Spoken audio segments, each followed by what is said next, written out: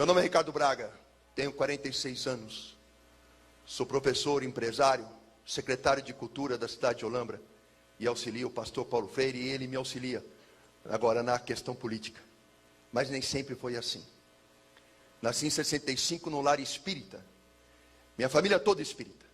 Como todo espírita, eu sempre ouvi falar de Deus, porque tinham fé em Deus. Tudo que eu aprendi de Deus foi através do Evangelho segundo Allan Kardec. Li os 400 livros que o Chico Xavier psicografou. Nosso Lar, Emmanuel, 50 anos depois.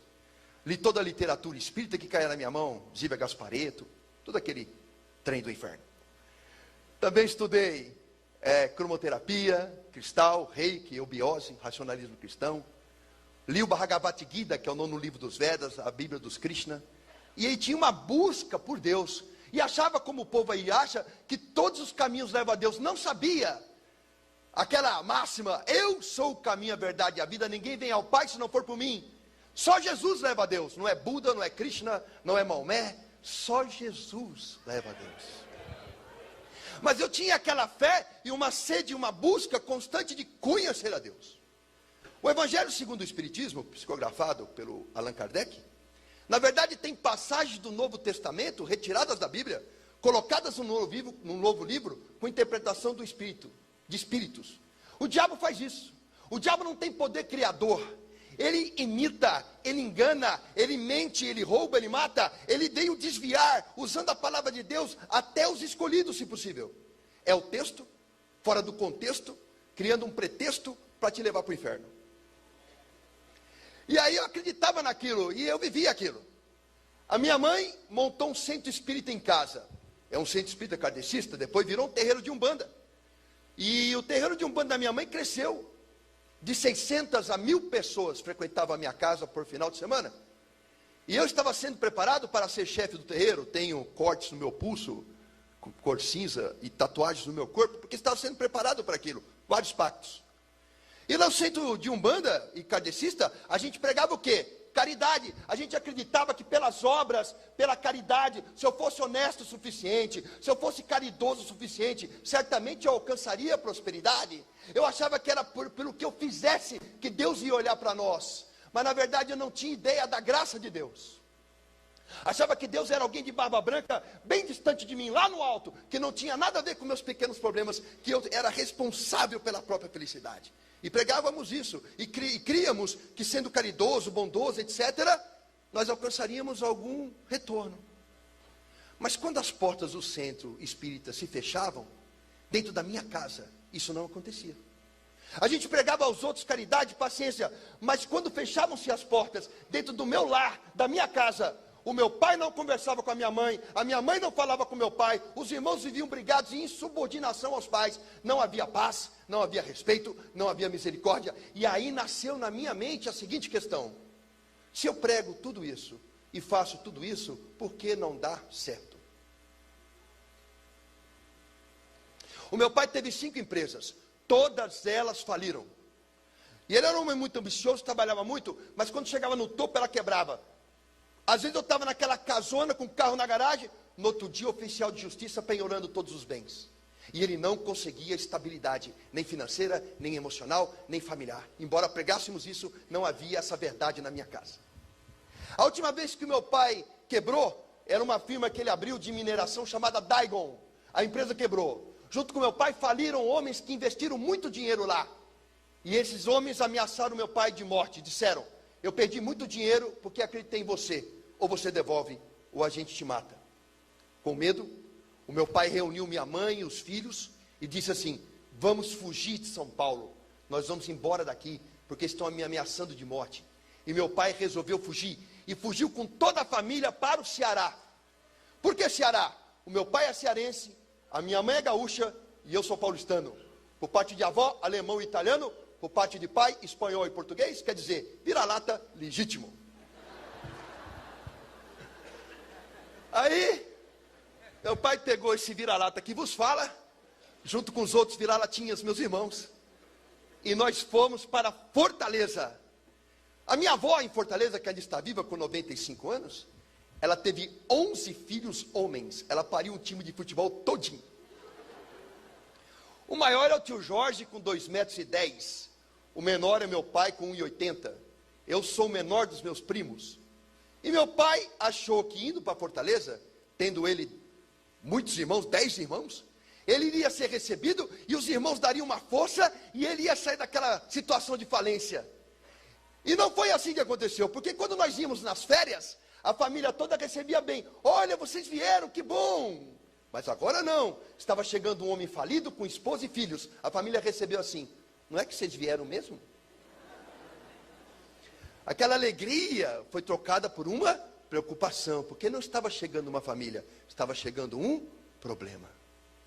Após alguns meses morando na casa de minha avó, a minha mãe reuniu eu, meu irmão e minha irmã. Eu com 14, meu irmão com 13, minha irmã com 11 anos na cama.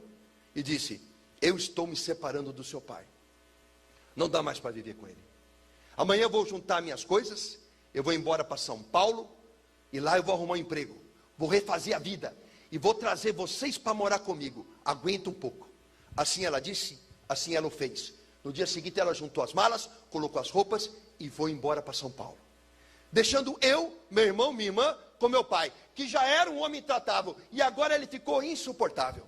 Ele dizia todos os dias, você não vale nada, você não vira nada, você não vai dar em nada, porque você é igualzinho a sua mãe, aquela pi.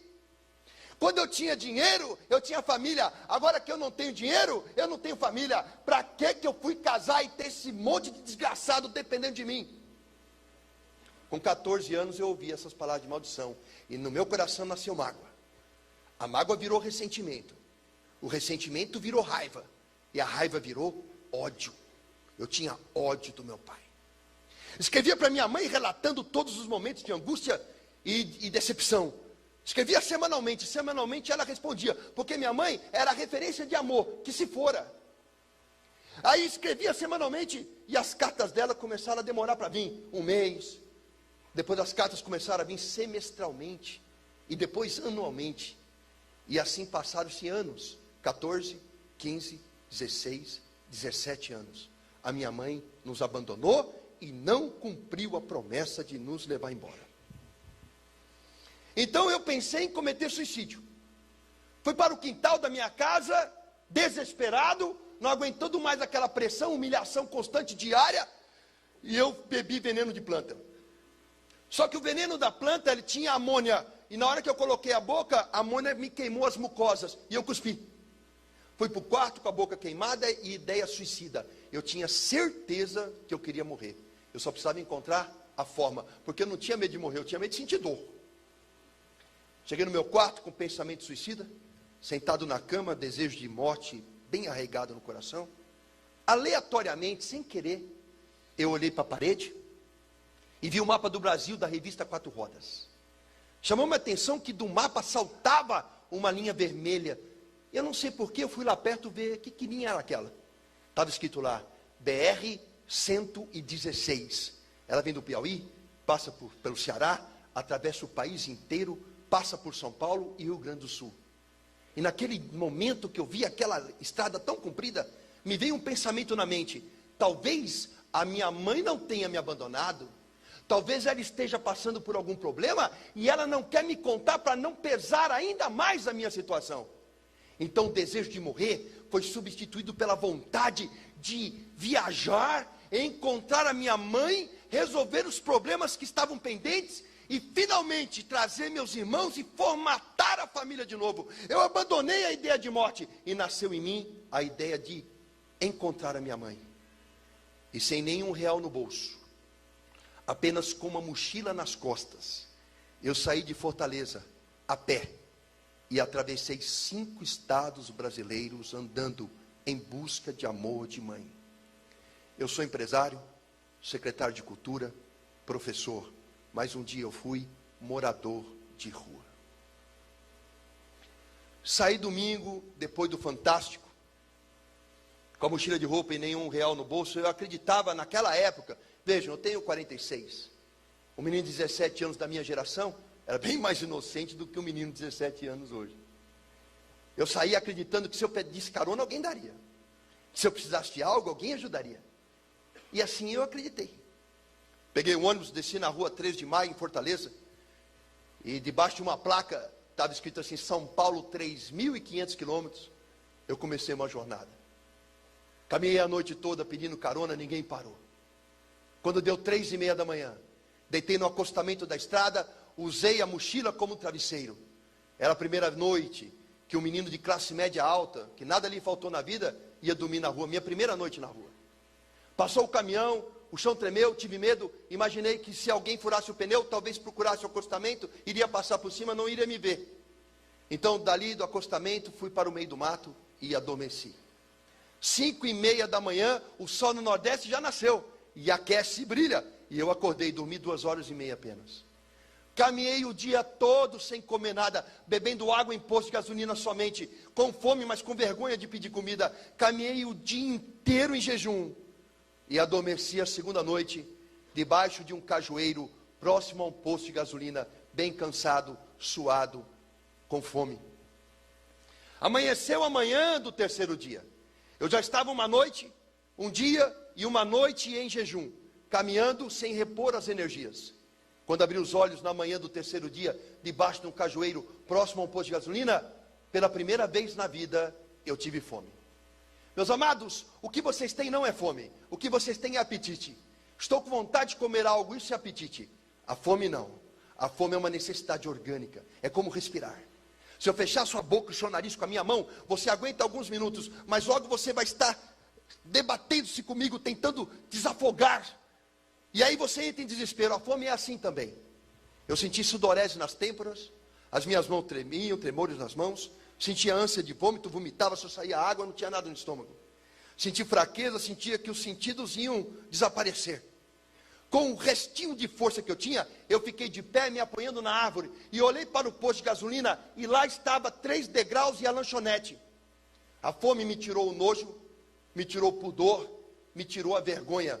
Eu só tinha fome e desespero, e para comer faria qualquer coisa.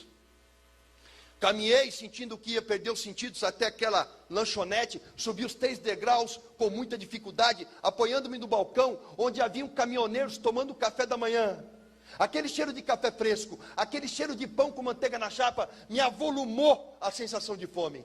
Então o moço veio em minha direção e eu disse, moço, estou faminto, estou com muita fome, eu venho de muito longe, eu estou para desmaiar na sua frente. O senhor tem alguma coisa para eu comer? Ele gritou comigo dizendo, essa hora, mal abri já tem gente pedindo. É o dia todinho, gente pedindo. Oh meu querido, abri agora, estou atendendo esse povo. Volta outra hora. Quem tem fome, meus amados, não tem outra hora para voltar. Caminhei apoiando-me na parede com a minha mão, sentindo que ia desfalecer. Quando a parede acabou, tinha uma calçada estreita, acompanhando todo aquele corredor do posto, aquela parede comprida, e no meio da calçada, um latão de lixo. De lá saiu o cozinheiro cheio de pratos com resto de comida, provavelmente da janta da noite anterior. E ele jogou aquela comida no lixo. Caminhei até o lixo. Fiz uma concha com a minha camiseta, disputando comida com baratas e formigas. Eu enchi minha camiseta de arroz, de bisteca de porco parcialmente mastigada e tudo que eu encontrei. Dei 6 passos para fora daquela lata de lixo. Sentado no chão de terra, eu, pela primeira vez na vida, um menino de classe média alta, estava revirando lixo para almoçar. Eu comi pouco, porque o meu estômago estava muito pequeno, muito tempo em jejum. O pouquinho que eu comi já deu uma sensação de saciedade. Tive um sono incontrolável. Deitei do lado e dormi, por 6 horas consecutivas, no chão. Quando eu abri os olhos e acordei, sem que eu fizesse força, de forma inesperada, eu comecei a lembrar das vezes na minha vida em que eu tive alimento e eu nunca agradeci. Lembrei de uma vez que eu cortei um mamão papaya e ele estava machucado e eu gritei com a minha mãe. Eu disse, mãe, você não compra uma fruta que presta, todas as frutas que você compra estão estragadas. Lembrei uma vez que eu fui comer um arroz e eu gritei com a minha mãe. Falei, mãe, esse arroz é de ontem, não dá para fazer um arroz novo, tem que comer essa porcaria. E eu comecei a chorar, não porque eu havia comido lixo. Eu comecei a chorar porque eu me vi pela primeira vez. E quem eu vi, eu não gostei. Eu me reconheci mimado, arrogante, ingrato. E chorava de vergonha de mim mesmo. Muitas vezes almoçamos, jantamos, damos graças a Deus naquele dia, mas nós devemos, naquele alimento antes de comer, mas nós devemos dar graças a Deus por todo o alimento que nós colocamos na boca. Precisou que eu revirasse uma lata de lixo para entender essa verdade. Caminhei muitos dias e muito longe, e dias sem tomar banho, dias e dias sem escovar os dentes. A cada dia que eu passava, eu ia me transformando num morador de rua, cada vez mais sujo. E aí o que acontecia? E enfraquecendo. A perna inchava, o tornozelo inchava, o joelho inchava. Cada picada de inseto, cada arranhão de árvore infeccionava. E emagrecendo, perdendo peso rapidamente. Nesse estado de coisas, quando eu parava para descansar, nem que fosse 5 minutos, para ficar de pé, tinha um ritual. Eu tinha que ficar de 4, de joelho, me apoiar em alguma coisa, levantava com dores, pernas trêmulas, andava mecanicamente até que a musculatura aquecia, então eu engretava uma marcha automática. Assim eu cheguei no estado da Bahia. E o norte da Bahia, extremamente pobre. Até aquele dia eu encontrava posto de gasolina para pedir comida, ou revirar uma lata de lixo, ou beber água numa torneira. Mas no norte da Bahia, um posto de gasolina era muito distante do outro. 47 graus de temperatura, você via aquele asfalto, aquela fumaça sair do asfalto, transformando a paisagem quase numa miragem.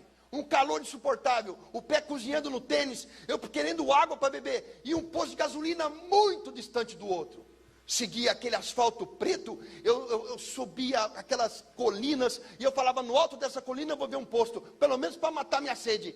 Mas quando eu chegava lá em cima, eu só via mais asfalto, asfalto, asfalto. Achando que eu ia desfalecer, caminhando, ouvindo apenas o som dos meus passos, ouvi um forró, uma música. E eu pensei, tem música, tem gente. Saí da estrada em direção à música, caminhei numa bicada no meio do sertão, e lá na frente encontrei uma chácara linda, maravilhosa. Haviam vários carros novos ali, havia um cheiro de churrasco no ar, estava havendo uma festa. Cheguei no portão daquela casa, chique, com carro chique, uma festa cheia de gente, bati palma, toquei campainha, uma senhora apareceu, e eu disse, minha senhora, eu venho de muito longe, estou com muita sede, muita fome. A senhora tem alguma coisa para eu comer e beber? Ela estava segurando um churrasco com uma mão, bebida na outra, e disse, ô meu filho, eu estou dando uma festa, passa outra hora. Dali eu me afastei do portão, dei uns 6 passos para frente, e decidi, não, eu vou insistir. Voltei, toquei a campainha, bati palma, ela olhou para mim, viu que era eu, retornou seu corpo, soltou os cães que vieram latindo ao portão. Fiquei tão desnorteado com aquela situação, que ao invés de retornar pelo caminho da onde eu vim, eu virei à direita e caminhei a esmo, desnorteado. Lá na frente, encontrei uma casa paupérrima, do lado de um cajueiro, uma casa de pau a pique, pau trançado, com barro pisado na parede, um balanço de pneu, 4 crianças seminuas brincavam ali, debaixo daquela única árvore, uma casa paupérrima. Parei na porta daquela casa, que era menor do que eu, e abri em 2, bati palma. Lá dentro apareceu uma senhora, pequenininha, acho que não tinha nem 1,5 metro, vestidinho de alça, pés no chão, pano amarrado no cabelo, o rosto dela tinha rugas profundas, como se fosse um papel amassado. Ela tinha a boca desfalcada de dentes, poucos dentes na boca. E ela disse, fala moço. Eu disse, a senhora tem alguma coisa para eu comer e para beber? Eu venho de muito longe, estou com muita fome e muita sede. Para falar a verdade, eu estou para desmaiar na sua porta. Ela falou, entra. Eu passei por uma sala que não tinha piso, era só barro pisado. Na sala também não tinha móveis, uma cadeira sequer não tinha, apenas redes enroladas e penduradas na parede. Passei pelo único quarto da casa cuja parede não chegava ao teto, que era feito de palha de carnaúba. Nem telha tinha. A porta do quarto era uma cortina que corria num barbante. Cheguei à cozinha, onde tinha um único móvel, uma mesa de madeira e 2 bancos tipo de igreja sem encosto. Um fogão a lenha, uma prateleira, única prateleira, com 4 cabaças ali. Essa mulher, com alegria, ela colocou um prato de aço esmaltado, gasto na minha frente. Me deu uma colher de alumínio na minha mão direita. Ela pegou uma caneca de alumínio amassada, fez um tibum numa água barrenta e salobra, a única água que ela tinha, e deu para eu beber. e com alegria ela sacudiu as cabaças. Nenhuma fazia barulho. A última fez. Tch, tch. E ela disse: graças a Deus ainda tem farinha. Com alegria ela colocou farinha no prato. Ela colocou a água, a farinha de mandioca crua, conhecida no Nordeste como farinha d'água, ela inchou. Ela deu a colher de alumínio na minha mão, eu tinha dado, eu peguei aquela colher, aquela farinha, eu tremi, não conseguia comer, as lágrimas escorriam, e ela dizia: ô meu filho, por que você está chorando? Você não está com fome? Pode comer. Eu disse: como é que eu vou comer a única coisa que a senhora tem para dar para os seus filhos? Ela sorriu com um olhar de ternura que eu nunca vou esquecer, com aquela boca faltando dentes, o sorriso mais lindo que eu já vi na minha vida. E ela disse: pode comer, porque na minha casa, filho de Deus nenhum passa fome. Amanhã Jesus dá mais. Peguei minha mochila, comi, peguei minha mochila, dei a ela, disse: nenhuma dessas roupas te serve, essa mochila não serve para a senhora, mas a senhora aceita, é a única coisa que eu tenho, a senhora pode vender, pode trocar, faça o que a senhora quiser. Ela aceitou. Saí daquela casa, só com a camiseta, shorts, um tênis que já quase não existia, e voltei para a estrada alimentado. Caminhei muitos quilômetros, passei por muitos lugares. Quando chegou no estado de Minas Gerais, era julho e fazia frio. Numa alta madrugada, a neblina na estrada, uma garoa fina, o frio nos ossos. Eu vi ali uma luz de posto de gasolina neon difusa na neblina. E eu pensei: eu preciso encontrar um lugar para dormir essa noite, porque o frio vai me matar. Caminhei apressado até aquele posto, a chuva engrossou um pouquinho, todo molhado. Eu deitei do lado de uma bomba de combustível, recolhendo meus braços para dentro da camiseta. Quando lá de trás, sem que eu percebesse, veio o vigia do posto e me chutou as costas gritando: pingaiada! Isso é hora de um pinguço vir dormir aqui no posto. Eu não sei se você já tomou um chute nas costas, uma bolada ou caiu. O fato é que quando a gente leva uma pancada nas costas, o ar nos falta, nós não conseguimos respirar. Eu não conseguia responder nada a ele. E ele dizia: olha aí, não consegue nem ficar de pé, não consegue falar, está bêbado. E pisou na minha cabeça, pisou nas minhas costas, chutou minhas costelas. E eu saí com a cara no chão, me arrastando para fugir daquela surra, até depois da marquise do posto, quando ele parou de me bater, porque a chuva havia engrossado. Com o rosto em lama, fui até um pneu de um caminhão, com dores, fome, frio, fiquei de pé. Dei a volta pelo posto de gasolina, lá atrás, pelo meio do mato. Entrei no banheiro, sujo de posto. E do lado de uma privada, cheia de excremento humano, tinha sua descarga quebrada. Peguei papel de enxugar a mão, peguei papel higiênico, coloquei dentro da camiseta para tentar me aquecer. Fechei o ferrolhinho com a mão. Olhei para o teto e comecei a chorar, porque eu lembrei que todos os dias da minha vida, eu tinha uma cama, eu tinha um cobertor, eu tinha um travesseiro, e eu tinha uma família, e eu nunca disse muito obrigado, Deus. E eu chorei muito, porque lembrei das coisas que eu tinha no passado, e nunca valorizei. Saí daquele posto de gasolina, na manhã, e caminhei muito doído, cheio de manchas, muitos quilômetros. Até que eu cheguei na cidade de Peixe Gordo, no Rio de Janeiro. Havia na beira da estrada, era noite, uma casa de prostituição. Luz vermelha, vários caminhoneiros parados à porta daquela casa, forró, e uma prostituta sentada do lado de fora num banco, com um copo de café na mão. A prostituta disse para mim: vem cá, moço. Eu dava um passo e parava. Vem cá, moço. Eu dava um passo e parava. Naquela hora eu percebi que o deserto pelo qual eu estava atravessando havia me transformado em outra pessoa. E a prostituta me chamou. E eu sentei do lado dela. E ela me deu um café. 5 minutos que ela conversou comigo, ela disse: você fala bem, você é estudado? Eu estudei nos melhores colégios de São Paulo. Ela falou: o que você está fazendo na rua? Contei a minha história. Ela, com os olhos cheios d'água, ela disse: fica aqui, não sai daqui. E entrou. E eu obedeci. Meia hora depois, ela saiu com o caminhoneiro. Ele abotoava suas calças e disse: quem é o menino? Ela falou: aquele moço ali. E o caminhoneiro disse: vamos para São Paulo. Eu falei: moço, eu não tenho dinheiro para te pagar, nem nada para te oferecer. Ele disse: ela pagou para você. Uma prostituta deu a única coisa que ela tinha, o próprio corpo, para que eu, um desconhecido, tivesse a chance de reencontrar minha mãe. O nome disso é amor. Tem uma prostituta na família de Jesus. O nome dela é Raabe. Tem uma estrangeira na família de Jesus. O nome dela é Ruth. Tem um assassino e adúltero na família de Jesus. O nome dele é Rei Davi. Porque o meu Jesus não faz escolha de pessoas. Nós fazemos, ele não. Na boleia de um caminhão, saí do Rio de Janeiro e cheguei no Museu do Ipiranga, no bairro do Ipiranga, em São Paulo. Cheio de alegria, porque eu tinha 17 anos. E com 17 anos, cheio de problemas, eu consegui chegar. E era uma sensação de vitória, porque eu ia em busca de amor de mãe.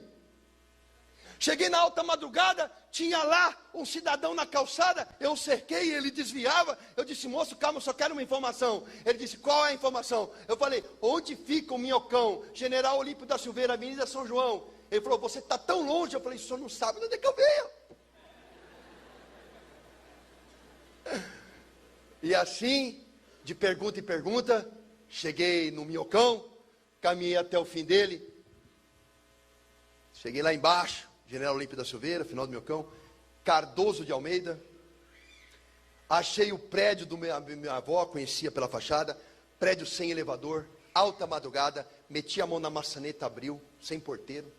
Segundo andar, apartamento 21, toquei campainha várias vezes. A luz de fora acendeu, minha avó olhou pelo olho mágico, não sabia que era eu, não me reconheceu. Tinha que falar o nome da família todinha para ela saber que era eu. Aí a minha avó, sabe o que ela fez? Ela abriu a porta e ela não olhou para nada.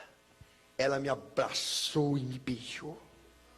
Minha avó mandou eu tomar banho e eu fui. E eu cheguei no banheiro e tirei a roupa. E pela primeira vez me vi nu. Não enxergava a cor da minha pele. Eram placas e placas de fuligem, de gordura. Olhava para o meu cabelo empastado, comprido.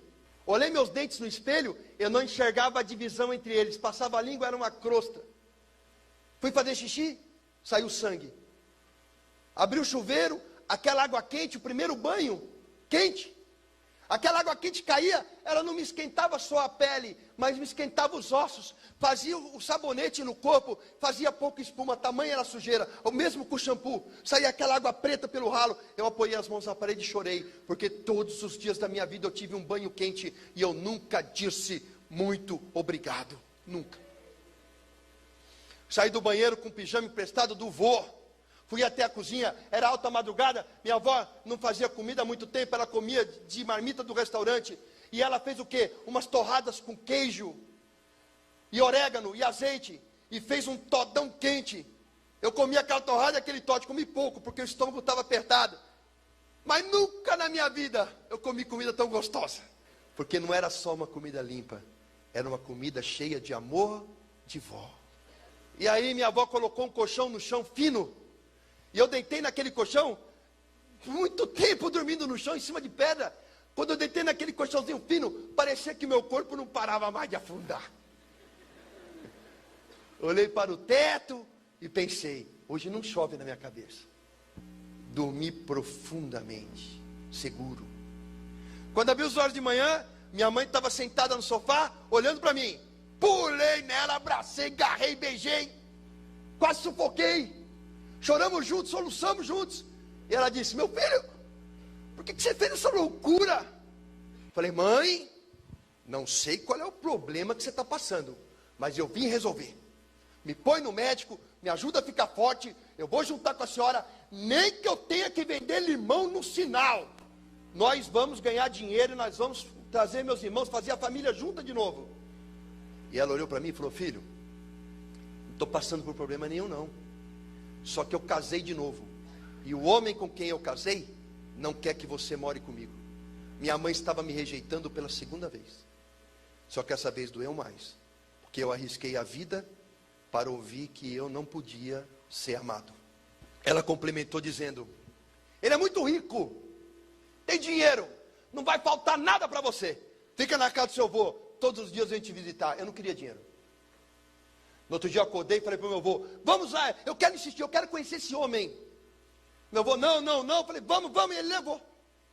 Cheguei lá, depois do Brooklyn, depois da estátua do Borba Gato, na Avenida Santa Marta tem uma rua, chamada 9 de Julho, uma rua mesmo. Aí cheguei lá, subi o prédio com meu avô, toquei a campainha, Lineu Spalato abriu a porta. Viu meu avô, deduziu quem eu era, falou, você é o filho da Nilda? Eu falei, sou eu mesmo, o senhor casou com a minha mãe, e eu vim aqui lhe fazer um pedido. O senhor não me conhece, e o senhor não deixou eu morar com a minha mãe. Eu vou te fazer um pedido, deixa eu morar um mês com você. Se eu atrapalhar, você me manda embora. Se eu não atrapalhar, não me tira da minha mãe. Ele disse, não, eu tenho muito dinheiro. Fica na casa do seu avô, nada vai te faltar. Rejeitado pelo padrasto, desci com meu avô até a calçada, esperando um táxi, fiquei meditando na vida. Aí eu falei para o vovô, é possível ser feliz? Meu avô falou, é. O que é preciso para ser feliz? Ele falou, um bom diploma, um bom emprego, e uma mulher que te ama, você vai ser feliz. Então eu disse, com aquele coração rejeitado, então eu vou me esforçar, vai ser pela força do meu braço, eu vou conseguir essas 3 coisas, e não importa que a minha mãe e meu pai não me queiram, eu vou ser feliz. Meu avô me matriculou no Senac, fiz curso de datilografia e telex, desculpa, eu sou velho. Tinha negócio de computador, tinha negócio, era datilografia e telex. Eu desmaiava nos cursos lá, porque tinha problema de saúde. Tirei os documentos, ia procurar emprego. Passava nas provas de matemática, português, de datilografia, mas chegava no exame médico, reprovado. O cara olhava para mim, aquela vareta doente. Só faltava ter que tomar banho de pé de pato para não ir embora pelo ralo. Aí um dia, um primo meu, Sérgio Cipolatti Rodrigues de Lima, auditor do Banco Central, estava liquidando o Banco Bandeirantes, na Rua Boa Vista, no centro de São Paulo, mandou me chamar. Fui até o banco, lá no topo do banco, a autoridade máxima do banco era meu primo. Ele olhou para mim e falou, você é um valente. Aí eu fui lá, fiz todos os testes, chegou no exame médico, morri de medo. O médico analisou, na época tinha um tal do Viva Voz, eu sou velho, né? Viva Voz. Aí ele tocou assim, eu ouvi a voz do meu primo, o médico falando assim, doutor Sérgio, o Ricardo não tem condição de trabalhar. Ele tem infecção urinária, ele tem infecção no rim, ele tem vermes no intestino, ele tem um zoológico no intestino. Ele tem suspeita de diabetes e está muito abaixo do peso, ele não tem condição física. Tirou o dedão, veio a voz do meu primo de lá para cá. Ou você contrata ele, ou eu demito você. E assim eu fui contratado. Uma leve pressãozinha. Primeiro dia de serviço, afastado para tratamento médico. Fiquei 6 meses recebendo salário sem trabalhar. Depois de 6 meses, eu voltei para o banco. Estava gordo, estava disposto. Falei, agora vai, quem me segura? Com aquela voz do meu avô, um bom emprego, um bom diploma e uma boa mulher que te ama. Eu vou ser feliz. Comecei emprego com office boy, deu o melhor de mim. 3 meses de banco, fui promovido. Chefe dos boy. Aí eu virei auxiliar de escritório A, auxiliar de escritório B, chefe do departamento de cobrança e depois de 4 anos, gerente do banco. Nesse ínterim, prestei vestibular, entrei na USP para fazer filosofia. Por que filosofia? Porque o curso era 1 para 1. Falei, esse aí eu não tenho jeito de eu não passar. Legal foi quando eu me formei, né? Falando com meus parentes lá no Ceará. Ô, entrei na USP. O quê? Medicina? Não. Direito? Não. Engenharia? Não. Entrou no quê? Filosofia. Silêncio. Vai trabalhar no quê? O que eu vou falar para meus amigos? Teu sobrinho faz? Pensa. Aí eu fiz a filosofia. E aí, em 4 anos, eu tinha um apartamento, eu tinha um diploma da USP, eu tinha um bom emprego, e tinha conhecido uma moça, Isildinha Aparecida Machado, 8 anos mais velha que eu, bióloga da Unicamp. E eu tinha uma mulher que me amava. Eu não tinha felicidade. O meu avô estava errado. O meu casamento era uma desgraça, porque eu era um homem extremamente ciumento, extremamente nervoso. Porque todo homem que foi rejeitado, todo cara que é inseguro, ele se defende na agressividade. A Isildinha não aguentou. Depois de 4 anos de casamento, conseguindo as 3 coisas que o meu avô falou, e não sendo feliz, ela desistiu de mim. E ela disse, eu vou me separar de você. Só que está perto do Natal. Vamos esperar o Natal e o Ano Novo, para depois anunciar às famílias que já gostam de ambos, que nós terminamos. Eu com o coração doído pensando, eu não posso perder essa mulher, mas da boca está fora, já vai tarde. A fila anda. Orgulhoso, orgulho.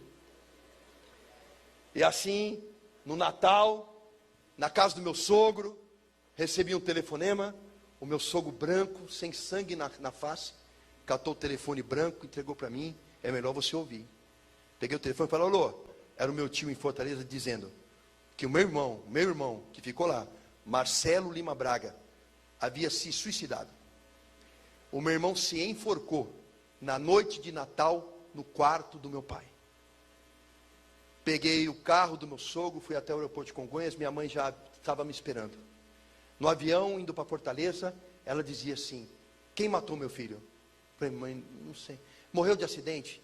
Foi doença? Eu não tinha coragem de dizer para ela que o filho dela tinha se enforcado. Chegou no aeroporto em Fortaleza, vi a família, eu contei, mãe, o Marcelo tirou a própria vida. Minha mãe deu um grito e caiu no chão. Fomos ao velório, meu pai veio na minha direção, eu soquei meu pai. Os meus tios pularam em cima de mim. O tio Jorge médico me deu uma injeção, eu apaguei. Quando abri os olhos, eu estava no apartamento onde o meu irmão havia se enforcado. Era madrugada.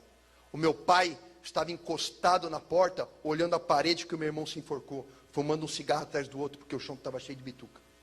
Eu queria sair daquela cama e jogar meu pai pela janela, porque o ódio que eu tinha dele era um ódio de morte. Não consegui.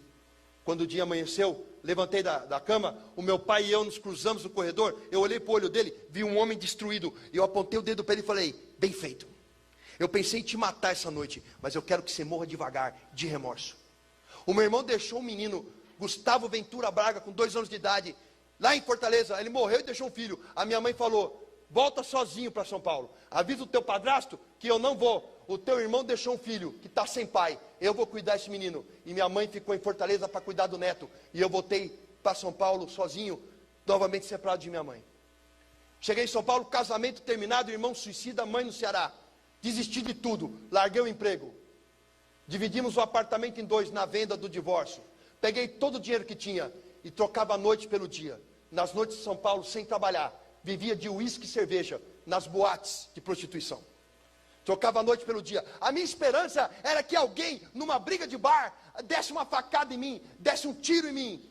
E assim passaram anos, 2, 3 anos, até que, um dia no Bexiga, no Café Piu Piu, tomando cerveja num bar, uma namorada minha da época, Mariana Melilo Sauer, médica infectologista do Hospital do Servidor Público, na época estudante de medicina, fazia medicina na Fundação ABC. Ela chegou até meu ouvido e disse, seu pai infartou, morreu. Eu levantei um brinde na mesa com um copo de cerveja na mão e disse, vamos brindar. Todo mundo brindou comigo, estamos brindando a quê? Eu falei, a morte de um desgraçado. Esse era o meu coração. Resolvi abandonar tudo, largar São Paulo, largar tudo, largar a namorada também.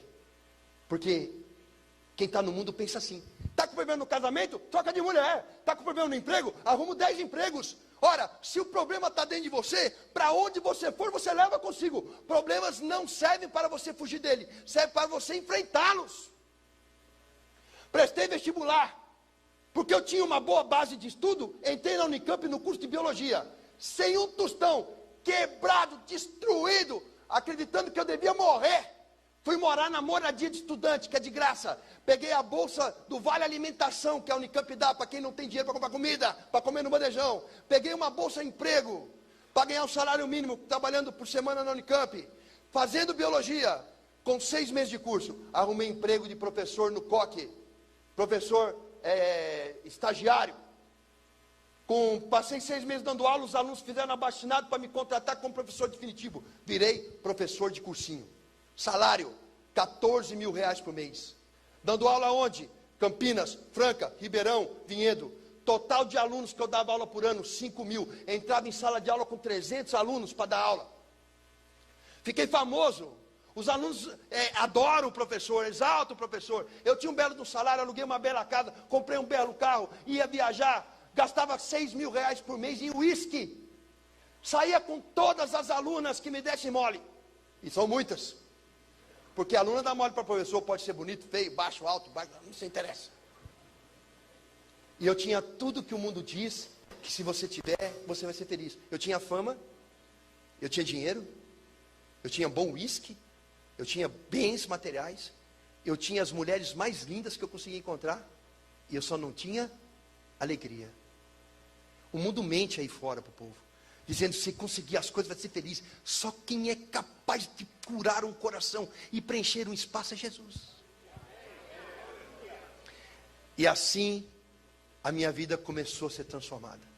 Porque num dia na Unicamp, bêbado, com os pés em cima de uma caixa de cerveja, de calção sem camisa, com as minhas tatuagens expostas, numa mesa cheia de médicos e biólogos, passa uma crente, uma filha de Deus Altíssimo, uma evangélica que veio do encontro com o Senhor Jesus.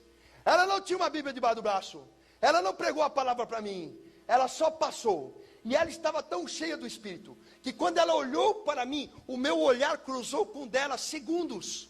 E eu vi naquela mulher algo diferente, uma paz, uma alegria, uma coisa que eu não conseguia definir. E parecia que ela não pisava no chão, mas ela andava em nuvens. E eu perguntei ao povo que estava na mesa, quem é essa moça? Disseram-me, é Elaine Peters. Mas ela estuda biologia? Sim, ela está aqui. Mas como é que eu nunca vi ela? Não, ela não vai para balada nenhuma, ela é crente.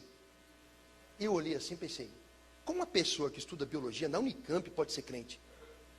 Crente é coisa para ignorante. Eu li a Bíblia já, eu li a Bíblia.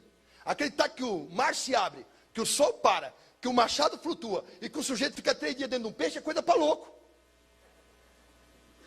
Isso é alegoria. Ela não pode ser crente. Mas na verdade eu estava incomodado com o que ela tinha no olhar. Levantei daquela mesa, eu falei, eu vou falar com essa mulher de Bíblia, eu vou dar um nó na cabeça dela, porque eu estudei Aristóteles, Heráclito, Platão, Dionísio, estudei Jean Paul Sartre, estudei Simone de Beauvoir, Nietzsche, Freud, Karl Marx, eu li o Capital. Eu falei, eu vou pegar essa mulher, mas eu vou dar um nó na cabeça dessa crente. Vou lá, cheio de cerveja, cheguei do lado da crente, Helene, ela cheia do Espírito, e eu cheio de cerveja. Adivinha quem ganhou? Aí eu cheguei, Helene, você chama Helene, né? Pô, chama Cepacol. Meu apelido é Cepacol, por causa do meu queixo. Aquele boneco do Cepacol que ajuda. Alguns alunos me chamam de Buzz Lightyear do Toy Story.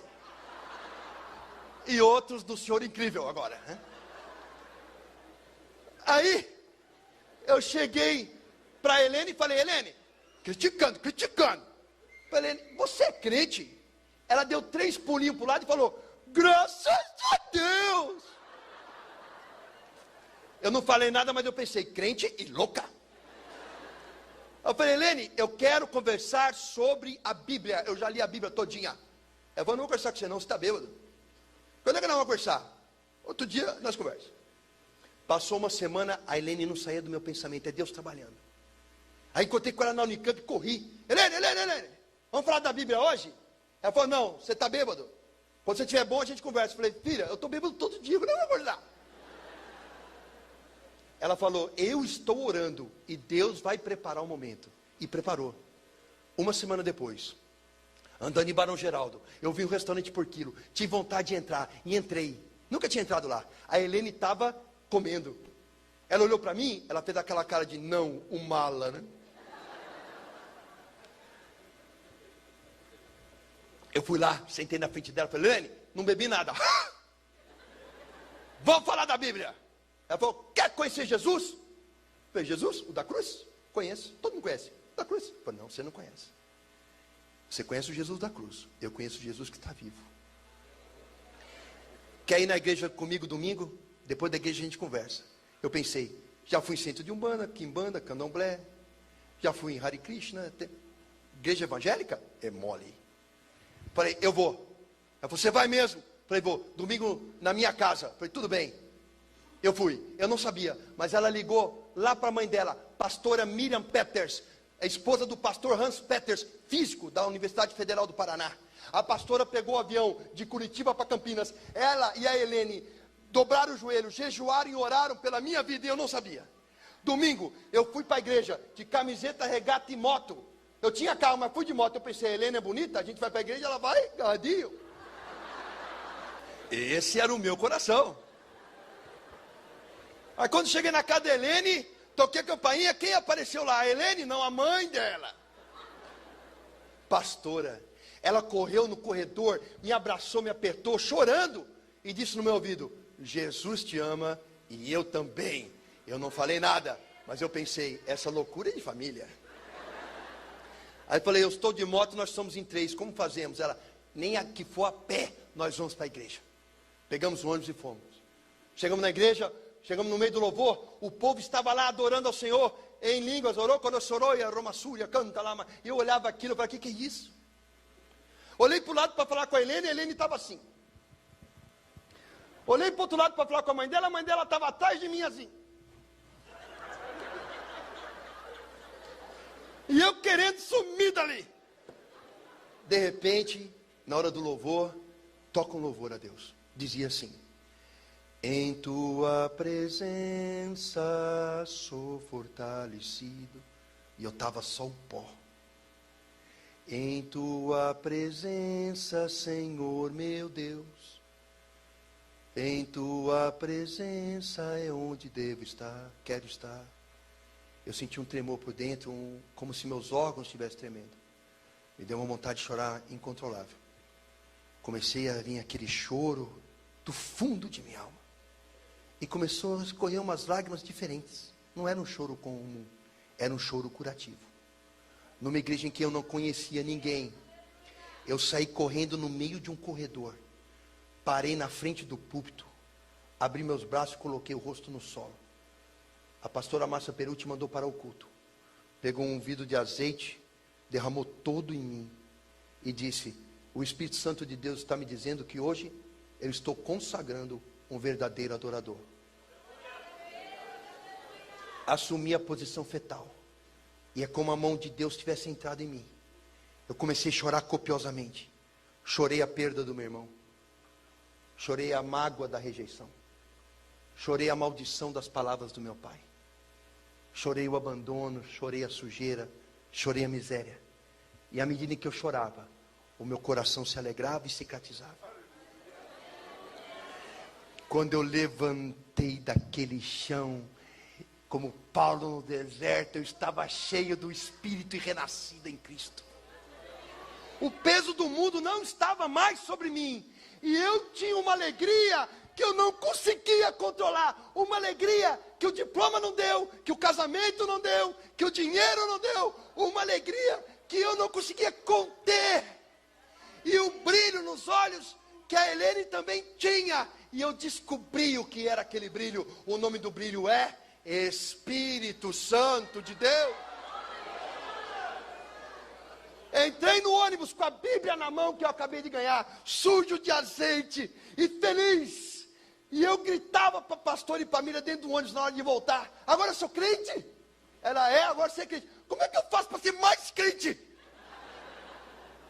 Ela falou, calma que depois eu te explico. E eu queria saber tudo. Eu falava, como é que crente se diverte? Ele não faz sexo. E elas vermelhas de vergonha, calma. Todas as dúvidas a gente tira. Cheguei em casa pulando como a Helene estava, cheio do Espírito Santo. Moravam 2 metros comigo. Um é meu amigo até hoje, doutor James Novaes. Ele é doutor mesmo, ele fez mestrado e doutorado em psiquiatria, ele é psiquiatra. Ele me viu de um jeito diferente, cheio de óleo, com a Bíblia na mão. Ele falou, calma, você surtou. Meus amados, eu estou surtado há 9 anos. Fui dormir. Eu dormi profundamente. Eu dormi como nos braços de Deus. Acordei no outro dia e fui dar aula. Levei um livro de biologia e levei a Bíblia. Entrei no cursinho, os alunos não entenderam nada. Abri o livro de biologia e abri a Bíblia. E disse, Gênesis capítulo 1.